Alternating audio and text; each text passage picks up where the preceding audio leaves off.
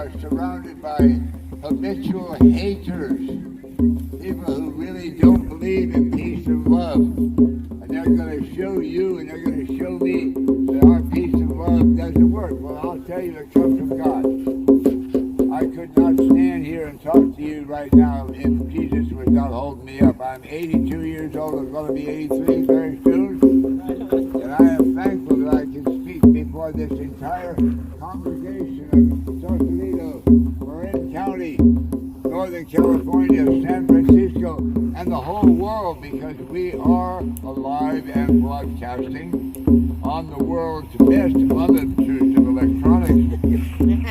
You cannot imagine how many telescopes, how many binoculars, how many everything. Oh, sorry. Pharaoh and his staff became bold again. What is this we have done, letting all these slaves get away? So Pharaoh led the chase in his chariot, followed by the pick of Egypt's chariot corps. 600 chariots in all, and other chariots driven by Egyptian officers. He pursued the people of Israel, for they had taken much of the wealth of Egypt with them. Pharaoh's entire cavalry, his horses, his chariots, and his charioteers were used in the chase, and the Egyptian army overtook the people of Israel as they were camped beside the shore near Pia Harath, across from Baal-Zephon. As the Egyptian army approached, the people of Israel saw them far in the distance, speeding after them. Today, Ray donated a ham, so we have ham with teriyaki sauce, ginger, oranges, and we have some yams and a pot of tea. Jacob donated some soup here, which is split pea, potato, and carrot. With the blessings of heaven and earth, all shall be fed. So anyway, here I am on holy ground.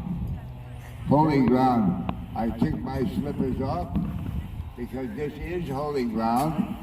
And by everything we know about electromagnetism, it's charged.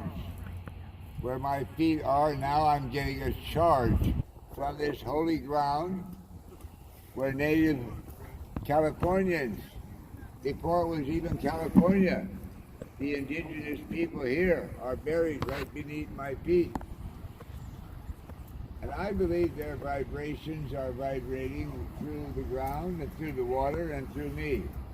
And I believe it's the resurrecting power of Jesus that has me standing here, calling on all of those martyrs, all those people who have accepted the Lord and have died, have been killed, women and children, saving one another, but there's nothing honorable about war.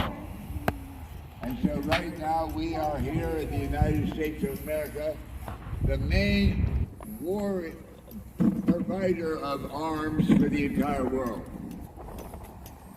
We won World War II, we had no enemies at all and nobody able to be our enemy. And what our merchants here in this country have done is they've used all of us to enrich every other country in the world with the latest weapons and then make them angry at us. Hey, I'm going for a ride to charge my phone, get out of the weather for a bit. No.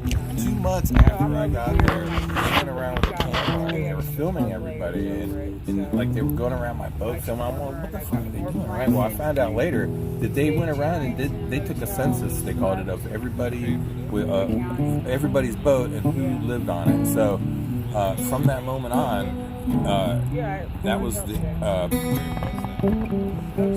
the beginning of 2019. Yeah. And so that was 2 years ago. So from that moment on, if you were on that census, you were what they called a legacy vessel. And that's not to be confused with a grandfather clause or anything, because none of this is on paper. If you ask them, where is any of this written, and I did, asked Curtis Haviland where any of this stuff is written that he's enforcing, and he said there is nothing like that. But you can go to the RBRA website. That doesn't help at all. So anyway, I wanted to know.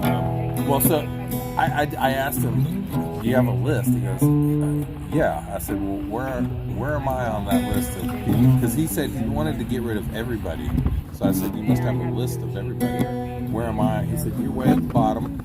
And but then I left my boat for 2 weeks to go get my new boat. And when I came back, I had a sticker from Curtis on my boat saying I had to get rid of it because I lost my legacy vessel status because I left my boat alone for a week. And I didn't even know that was a thing, really. Anyway, like I said, none of this is written down anywhere. We're all just becoming homeless because of these rules that he's making up. And he uses words like marine debris, which, yeah, there's marine debris here from all the toxic docks that have been falling apart for the last 30 years, but that's not what he's cleaning up.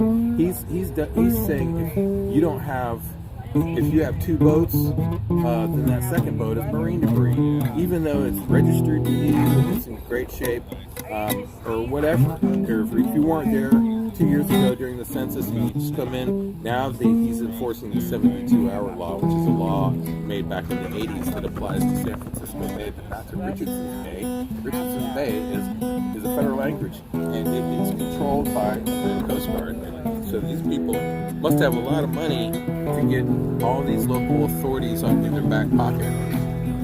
Curtis has no authority, but he can bring a sheriff along with him and take your boat, rip you off your boat, because it's marine debris. Yeah, that's pretty good. Did that answer your question?